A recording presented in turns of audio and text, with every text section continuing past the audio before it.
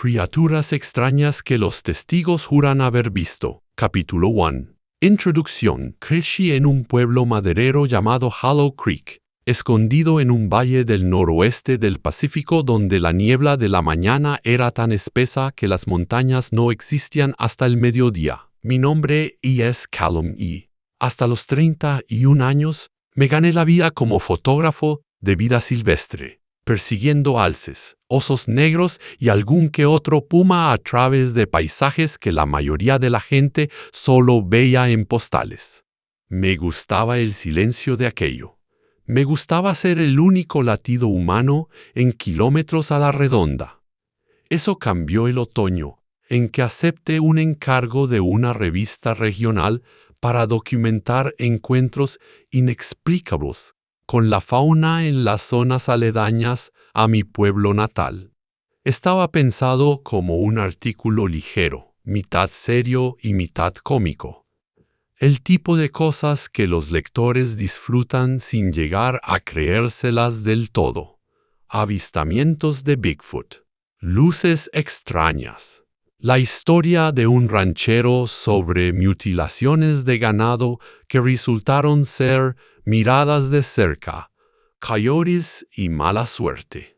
Acepté el trabajo porque pagaban bien y porque significaba volver a casa por primera vez en 6 años. Mi madre aún vivía en la vieja casa de la Ruta 9 justo al límite de la línea de árboles donde el valle se estrechaba en un bosque tan denso que la luz del día apenas tocaba el suelo. Se había quedado allí después de la muerte de mi padre, rechazando cada argumento que yo le daba sobre mudarse a un lugar más pequeño, más cerca del pueblo. Esta es mi casa, decía, como si eso lo zanjara todo, y finalmente dejé de discutir. Me instalé en mi habitación de la infancia, con el equipo de fotografía esparcido por el escritorio donde solía hacer los deberes, y empecé a llamar a las personas que la revista había señalado por haber reportado algo extraño en el último AO. La mayoría eran exactamente lo que uno se esperaba. Ancianos medio convencidos por su propia imaginación, adolescentes que claramente habían estado bebiendo y un tipo que quería hablar más de sus teorías de conspiración que de lo que supuestamente había visto. Pero había un patrón debajo de todo ese ruido si escuchabas con suficiente atención. Una docena de personas, sin conexión entre sí, ninguna de las cuales se conocía, describían algo similar ocurriendo en la espesura del bosque a las afueras del pueblo. Algo alto, algo que se movía mal, algo que observaba justo más allá del alcance del haz de una linterna y que nunca se dejaba ver con claridad. Yo no me creía nada de eso, en realidad. Había pasado una década en los bosques a cualquier hora de la noche y entendía perfectamente cómo los ojos cansados y las sombras desconocidas podían conjurar monstruos de la nada. Pero tenía la suficiente curiosidad y el sueldo era lo bastante bueno como para seguir haciendo llamadas y conduciendo hasta propiedades remotas, para escuchar la misma historia contada de 12 maneras diferentes. Mi madre notó que la carpeta de notas sobre los casos crecía en mi escritorio y no le gustó. «Deberías dejar eso en paz», me dijo una noche, de pie en el umbral de mi puerta, con un paño de cocina todavía en las manos. Su voz cargaba con un peso que yo aún no comprendía. Hay cosas en estos bosques que no se deben andar buscando. Es solo un artículo ligero, mamá. Historias de Bigfoot para el suplemento dominical.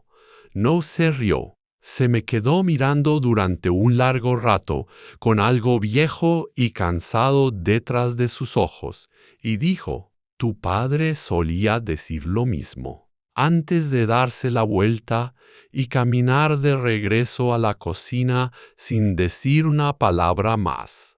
Me quedé pensando en eso un rato, de la forma en que te quedas pensando en algo que no encaja del todo, pero que aún no estás listo para examinar de cerca.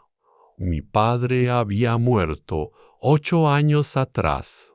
Un ataque al corazón. Según el registro oficial, lo encontraron desplomado cerca de la línea de árboles, detrás de nuestra propiedad, una mañana de octubre, con la cámara todavía en la mano. Él también había sido fotógrafo aficionado.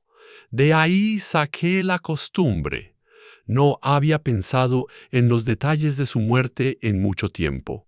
Esa noche, por primera vez en años, me encontré preguntándome qué habría estado fotografiando exactamente cuando su corazón falló, solo, en la oscuridad, al borde de esos mismos bosques. Capítulo 2. Sucesos extraños. La primera entrevista que realmente me inquietó fue con una mujer llamada Deb Ashworth, una maestra de escuela jubilada que vivía sola en una propiedad que colindaba directamente con el límite del bosque nacional.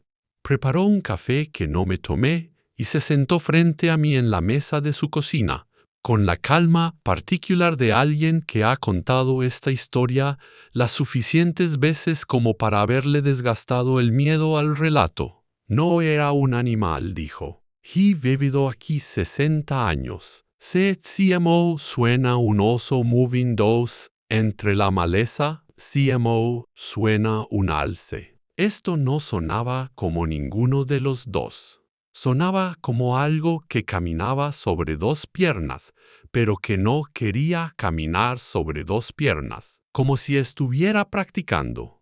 ¿Qué fue lo que vio realmente? La silueta, más que nada, alto de unos 2,5 metros, tal vez más, aunque sé que suena imposible, delgado de una manera en que nada vivo aquí fuera ese delgado. Se quedó al borde de mi jardín durante lo que parecieron 10 minutos, simplemente parado allí, y luego se dio la vuelta y se adentró en la línea de árboles, y te juro que sus rodillas se doblaron en la dirección equivocada cuando lo hizo. Escribí todo esto con el desapego profesional que me había entrenado a mantener, asintiendo en los lugares adecuados y haciendo preguntas de seguimiento cuidadosas. Por dentro, la clasifiqué en la categoría de anciana, aislada, con la imaginación desbocada por la soledad. Era una casilla fácil en la que meter a la gente. Me permitía dormir por las noches. Eso se volvió más difícil después de que me fui de su propiedad y mi auto no quiso arrancar. No fue nada dramático, solo un chasquido muerto cuando giré la llave. El tipo de cosas que les pasan a los autos viejos con el clima frío. Abrí el capó, revisé las conexiones de la batería.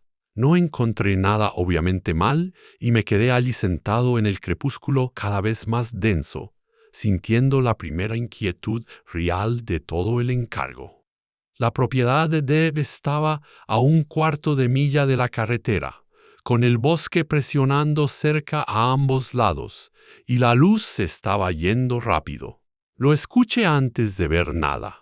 Un crujido lento y deliberado de ramas proveniente de algún lugar de la línea de árboles a mi izquierda. Demasiado pesado y rítmico para ser el viento. Me quedé congelado con el capó todavía levantado, escuchando con cada vello de mis brazos erizado. «Hola», llamé sintiendo estúpido incluso mientras lo decía. El crujido se detuvo. Entonces, desde un punto mucho más cercano de lo que esperaba, lo bastante cerca como para que no hubiera sido posible que nada se moviera con tanto silencio, después de haber hecho tanto ruido un momento antes, escuché una respiración, lenta, profunda, no humana, pero tampoco del todo animal, demasiado controlada, demasiado paciente, como si lo que fuera que la producía entendiera exactamente CMO. Viajaba el sonido y estuviera eligiendo dejar que yo lo escuchara. Me subí de nuevo al auto e intenté arrancar otra vez con las manos temblorosas. Y esta vez el motor encendió de inmediato. No miré atrás hacia la línea de árboles mientras salía de allí. Me dije que aquello era solo precaución, no miedo. No me lo creí del todo. Durante la semana siguiente se acumularon más cosas pequeñas, de la forma en que se acumulan las cosas pequeñas cuando estás predispuesto a notarlas. Encontré huellas profundas de 3 dedos en el lodo detrás de la propiedad de mi madre, demasiado grandes para cualquier ave que pudiera identificar, separadas por un patrón de zancada demasiado largo para cualquier criatura que caminara de forma natural. Las fotografié, las medí y me dije que había una explicación razonable que simplemente no había encontrado todavía. El perro de mi madre, un cobrador de oro ya viejo llamado Scout, que nunca había mostrado un solo pelo de nerviosismo en su vida, empezó a negarse a pasar de la línea de árboles al borde del patio. Se paraba en el límite, con el lomo erizado, gruñendo bajo en su garganta a la nada que yo pudiera ver, y por más que intentara convencerlo, no avanzaba un paso más. Nunca había hecho eso antes, le dije a mi madre, viendo a Scout negarse a su paseo nocturno habitual por 3ª noche consecutiva. Él es más inteligente que tú, dijo ella.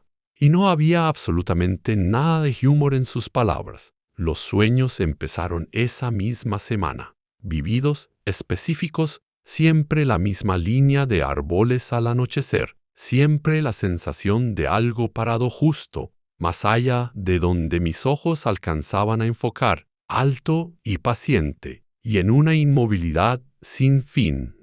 Me despertaba con el corazón desbocado y sin recordar que hubiera pasado nada real en el sueño, excepto esa terrible inmovilidad que vigilaba. Y cada noche sentía que lo que fuera que esperaba allí se había acercado un poco más al borde de la visibilidad.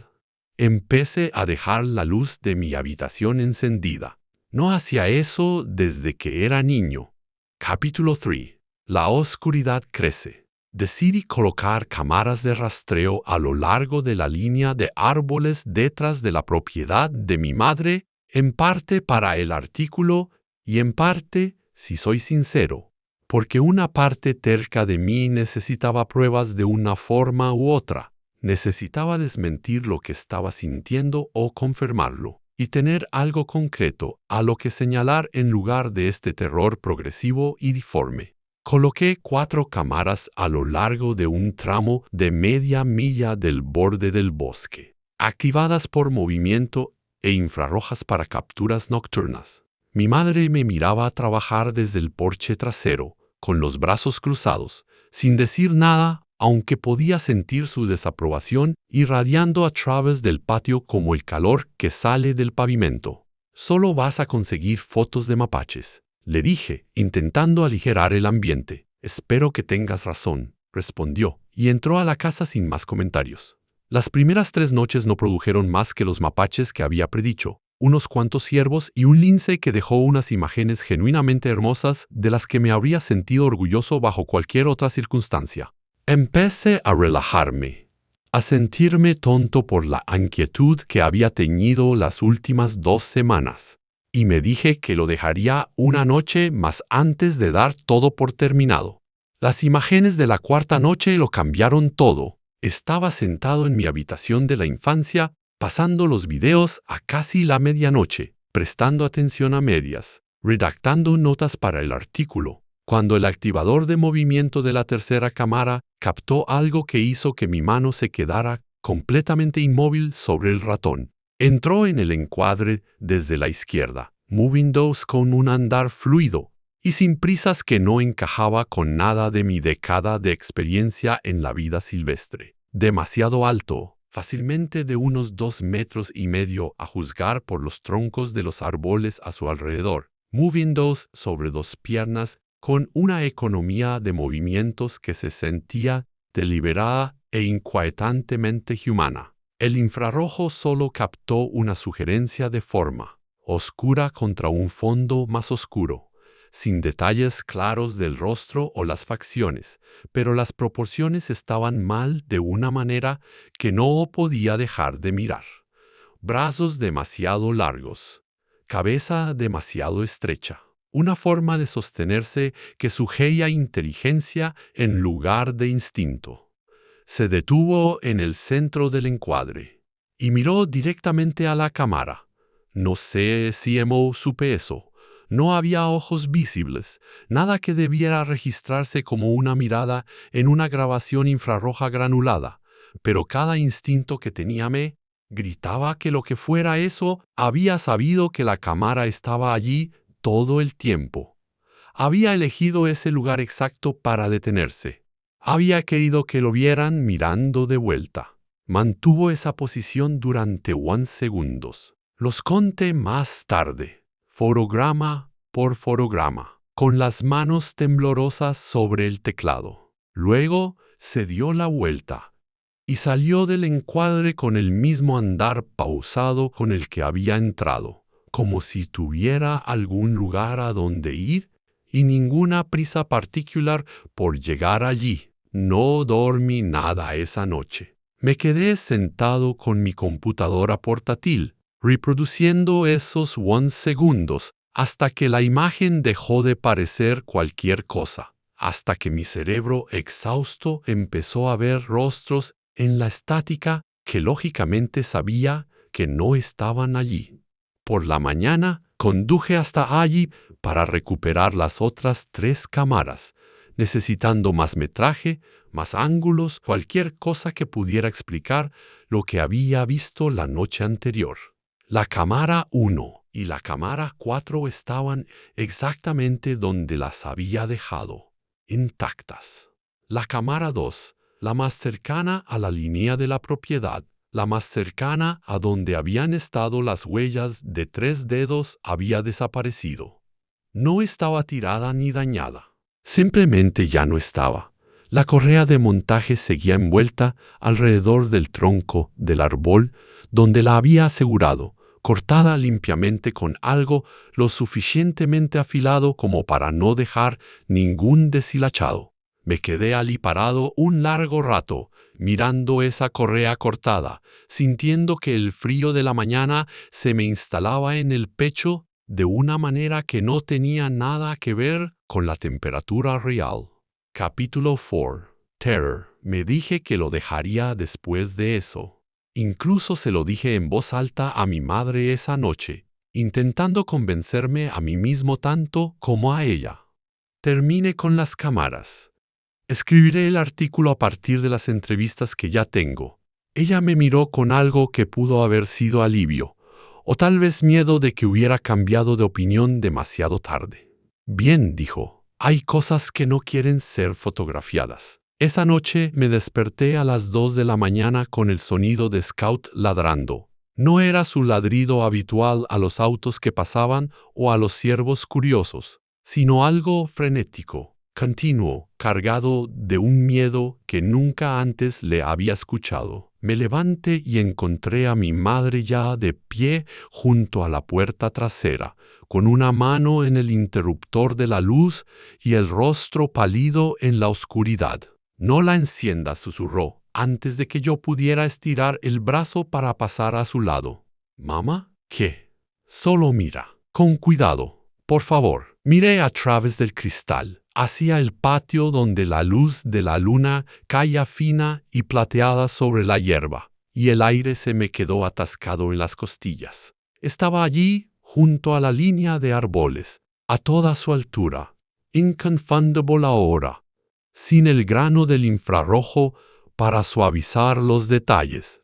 Alto, demasiado alto, con las proporciones mal exactamente de la forma en que la cámara de rastreo había sugerido, pero peor, más erróneo, más deliberadamente antinatural, de una manera que hacía que algo ancestral en mi cerebro gritara, depredador, a pesar de que no se movía en absoluto.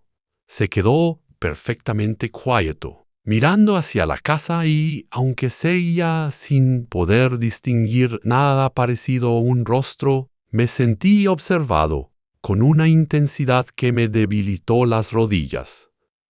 Scout había dejado de ladrar. Se había retirado al rincón más alejado de la cocina, aplastado contra los armarios, en silencio ahora excepto por un gemido fino y continuo. ¿Cuánto tiempo lleva ahí fuera?, susurré. A intervalos desde hace años, dijo mi madre, y su voz se quebró ligeramente en la última palabra. Tu padre también lo vi EIA. Nunca te lo dijo porque yo se lo pedí. Pensé que si no hablábamos de ello, se mantendría justo en los límites. Y la mayor parte del tiempo ha sido así. La mayor parte del tiempo. La figura en la línea de árboles inclinó la cabeza, lentamente, de forma antinatural, el movimiento de algo que estudia una curiosidad, en lugar de alguien con una respuesta emocional a ser observado. Luego, sin ninguna transición que yo pudiera percibir, simplemente desapareció. No se movió, no se fue caminando. Desapareció, el espacio donde había estado quedó vacío y ordinario, con la hierba iluminada por la luna, y los árboles oscuros exactamente como debían verse siempre. No volví a dormir esa noche, mi madre tampoco. Nos sentamos juntos a la mesa de la cocina hasta el amanecer y alrededor de las 4 de la mañana con la luz gris empezando a tocar las ventanas. Finalmente me contó lo que había estado cargando sola durante 8 años. Capítulo 5. La verdad. Tu padre no era solo un fotógrafo aficionado, dijo, con las manos envueltas alrededor de una taza de café de la que no bebía. Estuvo documentando avistamientos aquí fuera durante casi una década antes de morir. Empezó más o menos al mismo tiempo que te fuiste a la universidad. De hecho, creo que necesitaba algo para llenar el silencio. Él nunca mencionó nada de esto. No quería asustarte y, francamente, creo que se avergonzaba de lo mucho que eso se había apoderado de sus pensamientos.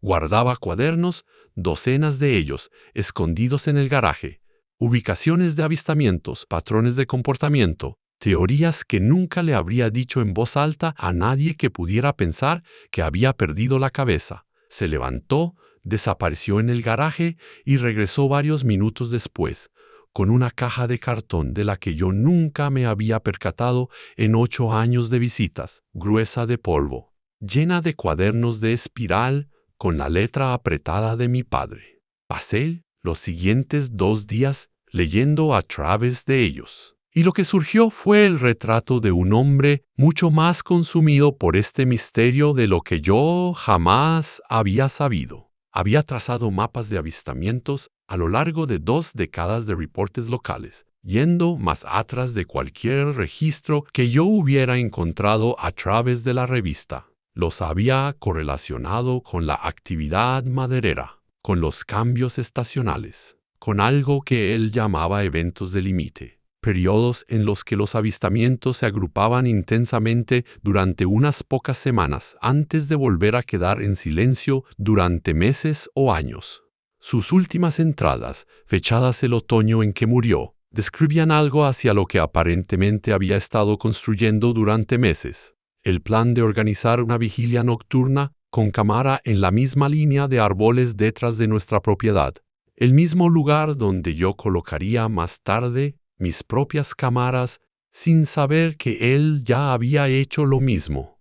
Creo que responde a la tensión sostenida. Había escrito, con una letra más apretada que la habitual, urgente. Cada relato que he recopilado describe una escalada ligada a la observación. ¿Cuánto más tiempo pasa alguien buscándolo activamente, documentándolo, persiguiéndolo? Más cerca y más audaz se vuelve. No creo que sea simplemente un animal que no hayamos clasificado. Creo que es algo que requiere testigos de la misma forma que el fuego requiere oxígeno. Tengo la intención de poner a prueba esta teoría mañana por la noche. Si tengo razón, Espero conseguir finalmente la prueba que nadie ha logrado antes que yo. No había más entradas después de esa. El cuaderno terminaba ahí, 3 días antes de que lo encontraran muerto en la línea de árboles, con la cámara todavía sujeta en su mano, sin que nunca se recuperara ningún carrete de ella, a pesar de una investigación oficial que dictaminó que su muerte fue un simple ataque al corazón y cerró el archivo en una semana. Nunca encontraron lo que había en esa cámara, dijo mi madre en voz baja, mirándome leer la última entrada. El carrete estaba en blanco, completamente en blanco, como si nunca hubiera sido expuesto a la luz. El forense dijo que su corazón simplemente falló.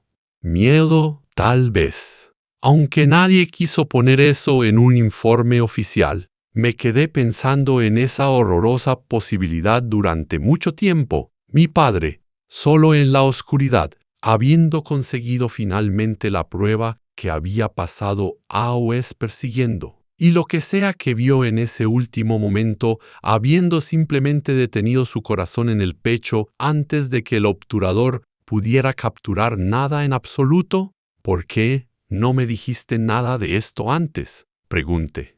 Porque esperaba que nunca necesitaras saberlo, dijo ella, y porque una parte de mí siempre ha creído que hablar de ello, escribir sobre ello, perseguirlo de la forma en que lo hizo tu padre, eso y ese lo que lo atrae más cerca. No quería eso para ti. Y ahora mira lo que ya has hecho. Capítulo 6. Pesadilla final, no pude dejarlo estar. Quiero ser honesto sobre eso, de la misma forma en que he intentado ser honesto sobre todo lo demás. Tenía todas las razones para cerrar esa caja de cuadernos, borrar las grabaciones, decirle a la revista que no podía terminar el encargo y marcharme de Hollow Creek sin mirar atrás. Un hilo invisible me arrastró hacia adelante de todos modos. El mismo hilo que debió arrastrar a mi padre hacia esa línea de árboles 8 años antes con su cámara, sus años de cuidadosa observación y su teoría sobre la atención sostenida. Salí esa última noche con una sola cámara, sin equipo de rastreo. Solo yo, una linterna y una compulsión que no podía nombrar del todo ni a mí mismo. El bosque se sentía diferente después de oscurecer de lo que nunca se había sentido durante mis años fotografiando la vida silvestre en 3 estados.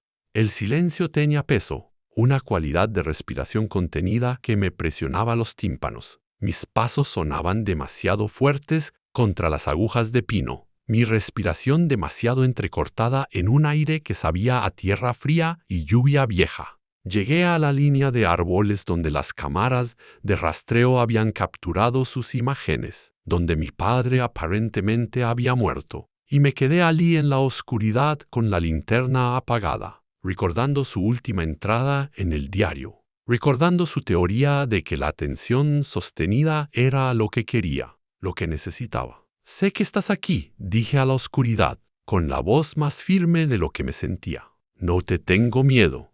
Eso era una mentira y algo en el silencio pareció saberlo. El crujido de las ramas empezó a mi izquierda, exactamente como aquella primera noche en la propiedad de Deb Ashworth. Lento, deliberado y absolutamente sin prisa. Me giré hacia el sonido con la linterna levantada, y el haz de luz lo captó de lleno por primera vez. Alto, más allá de cualquier proporción razonable, con la piel o el pellejo del color de la corteza mojada, y unas extremidades que se doblaban con una fluidez errónea que hacía que mi mente retrocediera incluso mientras mis ojos se negaban a apartar la mirada. Su cabeza se giró hacia la luz, y donde debía haber estado un rostro, vi en su lugar una extensión lisa y sin rasgos que, de alguna manera, transmitía la sensación inconfundible de estar mirándome, estudiándome, reconociéndome. Dio un paso hacia mí. Corrí. No recuerdo la mayor parte de esa carrera, solo fragmentos, ramas rompiéndose contra mis brazos, mi propio aliento desgarrándose en mi garganta. La certeza de que algo vasto y paciente se movía entre los árboles justo detrás de mí, sin apresurarse, porque no necesitaba apresurarse, porque había aprendido exactamente cómo funcionaba esta cacería en particular a lo largo de años de ver a hombres justo como yo perseguirlo en la oscuridad. Logré regresar a la casa. No sé cómo. Me desplomé contra la puerta trasera, jadeando, y mi madre me metió de un tirón sin hacerme una sola pregunta, cerrando la puerta con llave detrás de los dos. Y nos sentamos juntos en la cocina oscura, escuchando cómo algo se movía lenta y pausadamente alrededor del perímetro de la casa durante el resto de la noche. Por la mañana ya no estaba. El patio volvía a parecer ordinario, con la hierba cubierta de rocio plateado y los árboles tranquilos, sin nada que sugiriera que algo antinatural hubiera estado jamás en ese límite. Me fui de Hollow Creek 3 días después. Nunca terminé el artículo de la revista. Le dije a mi editora que la historia se había caído, que ninguno de los testigos quería hablar de forma oficial, y lo aceptó sin mucha discusión, como suelen hacer los editores cuando una historia claramente no vale la pena el esfuerzo de perseguirla. Me mudé a una ciudad a 1100 millas de esos bosques. Acepté un trabajo fotografiando eventos corporativos en lugar de vida silvestre y me dije, de la forma en que te dices las cosas que necesitas creer, que la distancia era lo mismo que la seguridad.